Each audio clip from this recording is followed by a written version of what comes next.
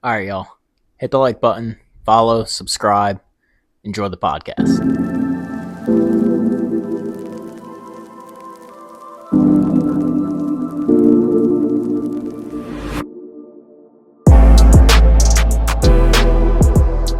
All right, y'all. Welcome back to another episode of the Shooting Par podcast. Um, in the March now, crazy. Years going by quick. Had a couple events this past weekend: PGA, LPGA, no live this past weekend, but they will be playing this upcoming week.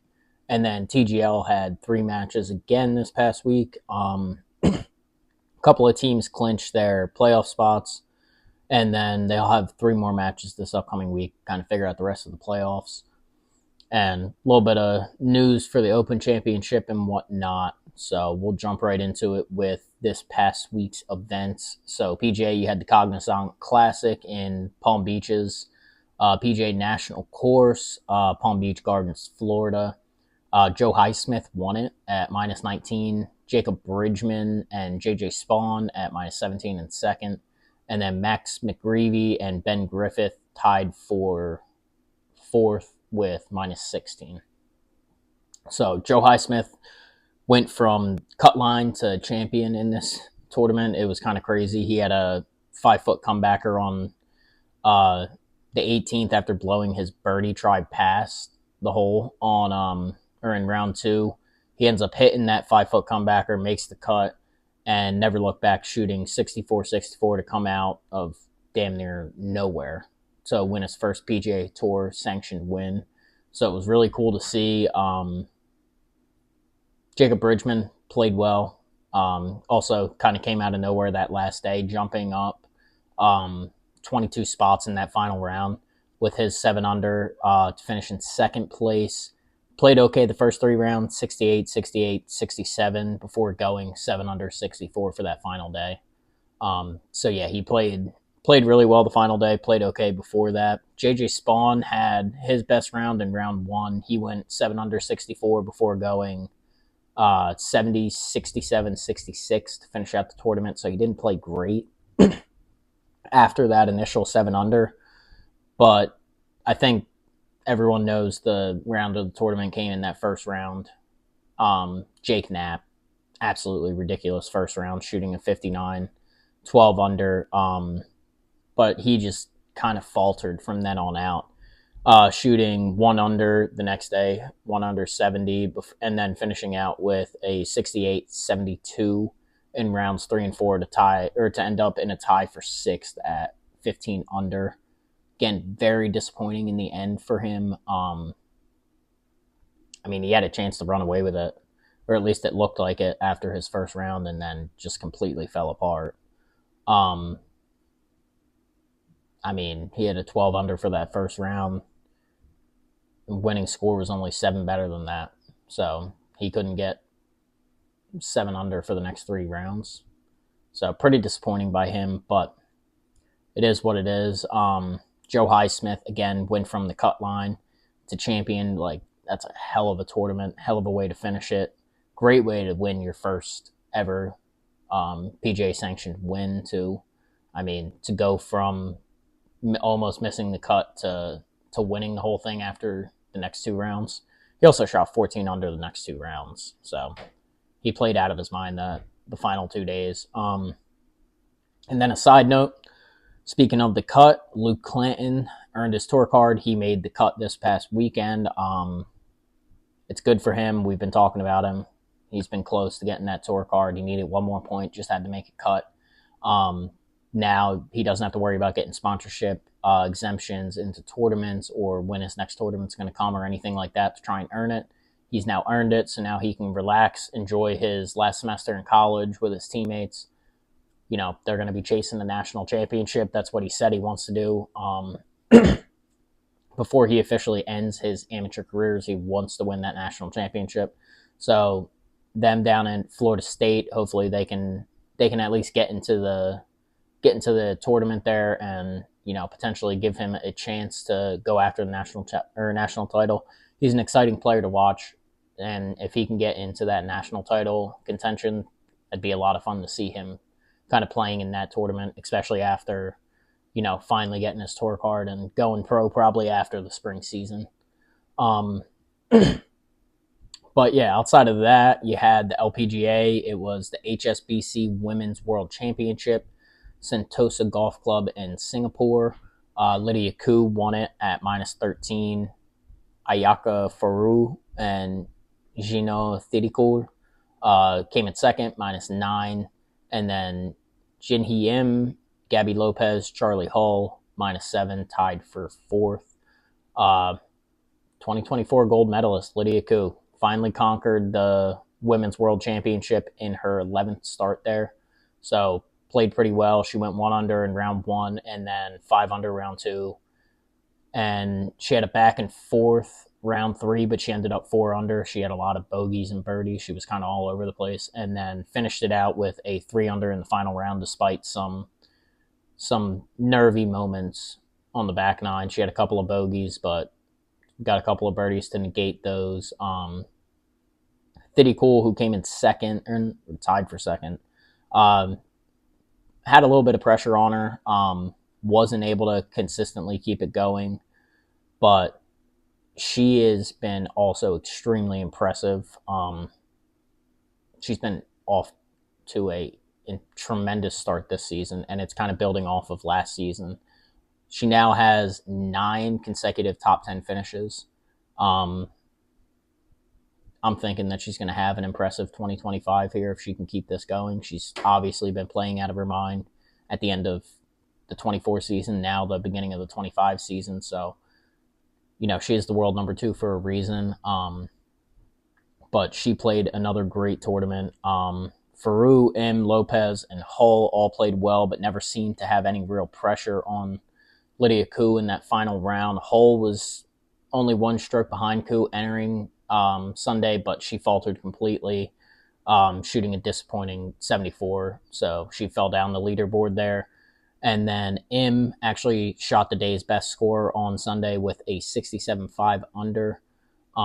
So she played really well that final round. But again, Lydia Ko really didn't have many people vying for that spot. Like, Thidikul got within 1, and I want to say she might have tied her leading up to something. And then Ko went on her early run where she had 3 birdies on the front 9 and just kind of put the tournament away. And it didn't help that Charlie Hull shot she was only 1 behind her going into Sunday and shot 3 over, something like that. So, pretty disappointing for Hull, but Lydia Ko, obviously, she's an Olympic gold medalist. She just won it last year. She's, I want to say, the number 3 player in the world. She's a great player. She's won a couple of majors. She can play, so I'm not shocked by her winning. And again, that second round with the 5 under really helped her to solidify it after a shaky round 1, only going 1 under there. But then we jumped into TGL from last week. There were 2 matches on Monday, 1 on Tuesday last week. The first match, you had LA versus New York. This was the LA team that had Tony Finau on a 1-day contract, Colin Morikawa, and then Sahith Theegala. And then New York had Cameron Young, Matt Fitzpatrick, Ricky Fowler. This was the match of the week, in my opinion. Wasn't even close. LA won it 5-4 in overtime, but before getting there, LA was down 4-0 before their tee shot on the 12th hole. Mind you, they only played 15 holes. So they were down 4-0 with 4 holes to go. New York took that lead early, but they just couldn't put LA away. Theegala got the rally started with a 28-foot birdie putt on 12, winning the hole, making it a 4-1 lead with the final 3 holes. Tony Finau was next, again playing on that 1-day contract. He actually threw the hammer in his last hole of the night, going up against Cam Young. Finau hit his approach shot to 9 feet for a birdie opportunity, which he then, they ended up calling a timeout. They let the shot clock run all the way down, called the timeout right before it expired. And between the 3 of them, got a great read for him, drained the putt, made it a 1-point match, going into the final two holes. Colin Morikawa was up next on the par 3, 14th. And mind you, Morikawa is probably the best iron player in the world. I don't think it's even close. But he's probably one of the best, if not the best. He hit his tee shot to within 6 feet, drained the putt, tied the match. Going into the final hole for Theegala and Fowler to go head-to-head, they ended up tying the hole, forcing OT, which LA took 2-0 with Tony Finau winning the first closest to the pin and then Morikawa winning the second one. New York played pretty great, to be honest with you. They missed a couple of opportunities. They had chances to put it away. They didn't, but they did set a couple of records. Well, they set one record and broke it once. So on the first hole, they had a 36-footer by Fowler to be the longest putt ever made in TGL, only to be broken moments later on hole 4 when New York drained another one by Cameron Young for 38 feet. So it was cool to see those two long putts go. Again, New York has played pretty terribly, so I mean, I'm not shocked that they fell apart towards the end there. They just haven't been a team that's great in the TGL right now. LA is really good. Atlanta's been good, and then obviously the Bay has been outstanding. So it wasn't a complete shock that they fell apart towards the end there, but it would have been nice to see them get a win, kind of keep some other teams in the hunt, but it is what it is. With that, LA clinched a postseason appearance, and New York is still somehow in the hunt for the postseason by getting that overtime point. Barely, but they're still in it. Second match was Boston versus Atlanta. So this was the second match on Monday night. You had Boston, Keegan Bradley, Hideki Matsuyama, Rory McIlroy. Atlanta, Justin Thomas, Billy Horschel, Patrick Cantlay. This match was fun. It was kind of going back and forth. Atlanta took hole 2. Boston then took holes 4 and 5. The score would end up staying 2-1 Boston heading into the singles before Billy Horschel won hole 11 to tie it up. Cantlay threw the hammer, won hole 12 to take a 4-2 lead. And then on hole 14, Billy Horschel closed the match by throwing another hammer, winning the hole, taking a 6-2 lead with not enough points available for Boston to tie it up at that point. Again, with the way the new hammer rule works, on the 15th hole, both of them could have thrown a hammer. It would have made it only worth 3 points. The most that they could have gotten to was a 6-5. So Boston lost that. They won the last hole, just a consolation hole, but it does matter for the playoffs because first tiebreaker in the playoffs is holes 1. So if they end up tied on points and everything with someone else, however many holes they won compared to the other team will matter. So it could end up being a big thing that they won that last hole.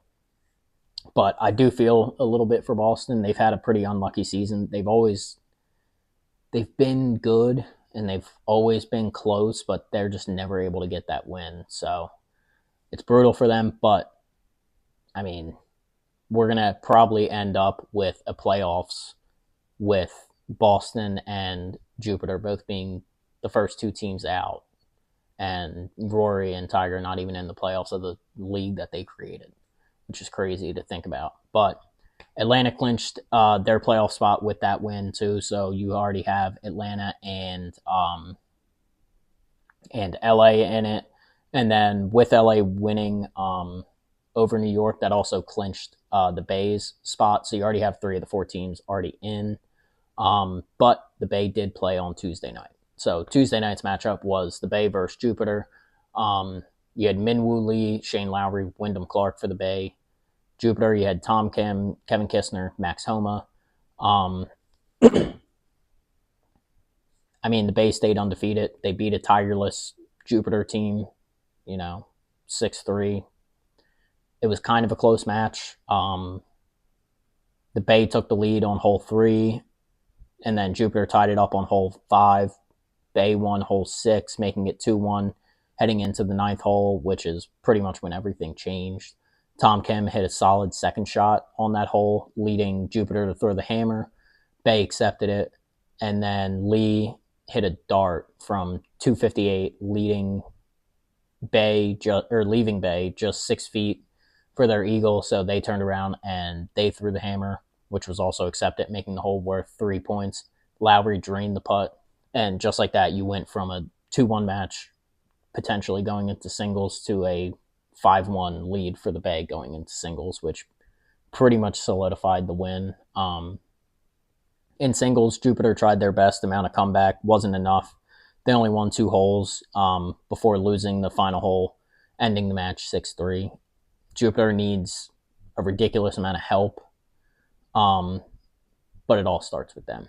They have to win against Atlanta in their final match. And like I already said, the Bay clinched their playoff spot with LA's win over New York. So, again, you already have the 3 teams. Jupiter, outside of their win against Boston in overtime, which, again, Boston's been so unlucky that it's not even really an impressive win by them. They've been another team that has not been good in the TGL. I think what's going to end up happening is you're going to have Boston, Jupiter out. New York's going to snag that last spot, and that's going to be your playoffs. And it'll probably end up being the Bay versus LA in the final. Maybe Atlanta can pull one out and get into the final, but LA's been playing great as of recent.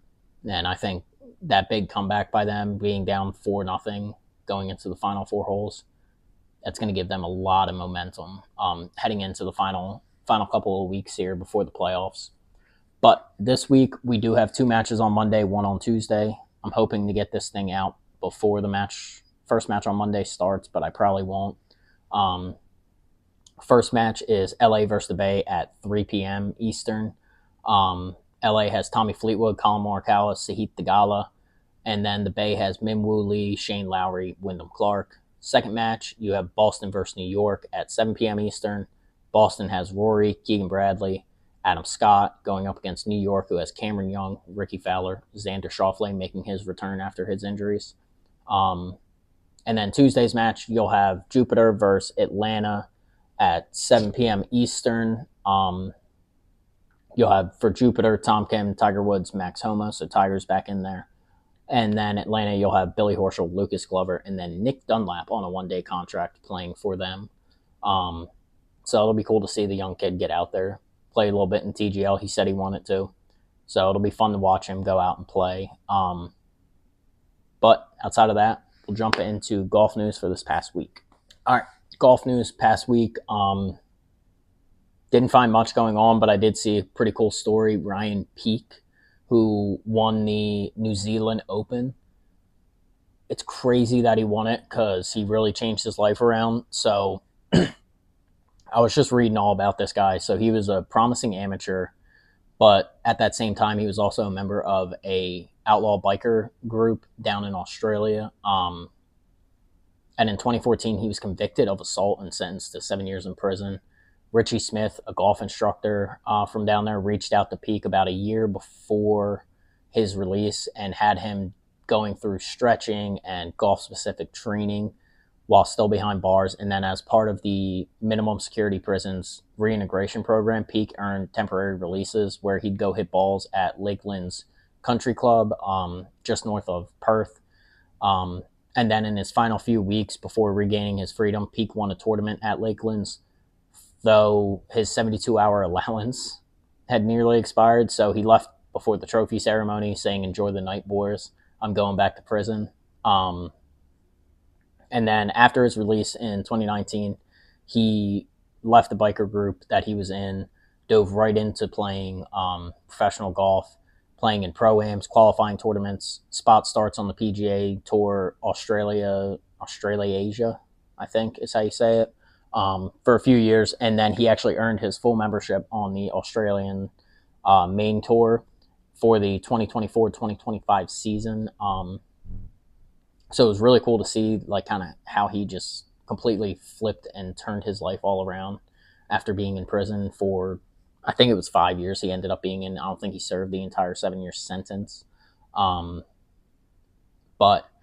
with his win, he's now going on to the Open Championship this summer at Royal Portrush via the Open qualifying series. So awesome to see that he's able to do this again, change his life around. Now he's going to play in a major. He does have to have some, like, something has to happen to allow him into Scotland to go play because of his prison time and everything like that. But I'm sure that they'll make some exemptions, get him into Scotland so he can go play in this again. Awesome to see that he was able to turn his life around and kind of do this, because a lot of people probably would have just given up and not tried and just fallen right back into the same path that they were in after prison. But he really completely changed his life, turned it around, really started focusing again when he was still an amateur. You know, he was a great amateur, really a really good player, but just kind of fell into the wrong path there for a little bit. Drugs, alcohol abuse, and just kind of running with the wrong people. And now he's playing in an open championship. Like, it's really cool to see. Outside of that, like I already said, Xander making his return after his rib injury. This week he'll be playing TGL, as well as he'll be in the Arnold Palmer Invitational. So good to see him back. Hopefully he's going to be back full-fledged. Hopefully he's fully recovered from this injury. You know, I'm sure he probably wouldn't rush back, knowing that the Masters is coming up here soon, as well as all the majors are starting to kind of make their rounds after the Masters here. So hopefully he'll be fully healthy and fully ready to go this week, and just doesn't re-aggravate it playing in the TGL / the Arnold Palmer Invitational. But that's all I had for you guys this week. We'll jump into the upcoming events next. All right, upcoming events. As I've already mentioned, PGA Arnold Palmer Invitational, Arnold Palmer's Bay Hill Club and Lounge, Orlando, Florida. LPGA, you have Blue Bay LPGA, Jin Lake Blue Bay Course, Hainan Island, Hainan, China, I think is how you say it, all of that. I could be completely wrong. I have no idea. And then you have Live Hong Kong, Hong Kong Golf Club in Fanling, Hong Kong, China. And then obviously, like I said, TGL, you have the Monday night, LA versus Bay at 3 p.m., Boston versus New York 7 p.m., and then Tuesday you'll have Jupiter versus Atlanta at 7 p.m., all Eastern times for those. For the hits, or for the bets from last week, Luke Clinton to make the cut. Again, I don't know what the odds were, but that one hit. I pretty much knew that one was going to hit. I needed a win just for fun. I had Hannah Green winning the LPGA. That didn't hit, wasn't even close. And then you had, for the TGL, I took LA, Atlanta, the Bay. All three of them won, all three hits. So this upcoming week, I'm taking Justin Thomas top 5 at plus 333. Diddy Cool top 5 at minus 188. She's played out of her mind, so I'm just going to take her as a top 5. I'm not going to take her as a win just yet, but I'll take her top 5 for this week. For Liv, I'm taking John Rahm on a win at plus 600. He's the best player in their entire field, so I'm taking him for the win. And then TGL, I'm taking LA, Boston, Atlanta. So I think Boston finally gets their first win against New York to keep it interesting here. And then I think LA beats the Bay to give them their first loss of the season. But that should be a great matchup. That was kind of a toss-up, but I think the Bay has to lose sooner or later. So I think LA gets their chance. And again, they're coming off of a great comeback there. So I think they'll get that win. And then again, Jupiter is just terrible, so I'm always going to take whoever's going up against them, unless it's Boston, which then it's just a coin flip. But that's all I got for you guys this week. A little bit shorter, kind of on a time crunch, trying to get this out before the first TGL match today. But outside of that, a lot of golf coming up this week, so make sure you're watching a little bit of it. Check out the Instagram, TikTok. I don't think I have a Facebook page, but check out the Instagram and the TikTok at least. I'll be posting some stuff on there, I'm sure. But outside of that, we'll see you guys next week.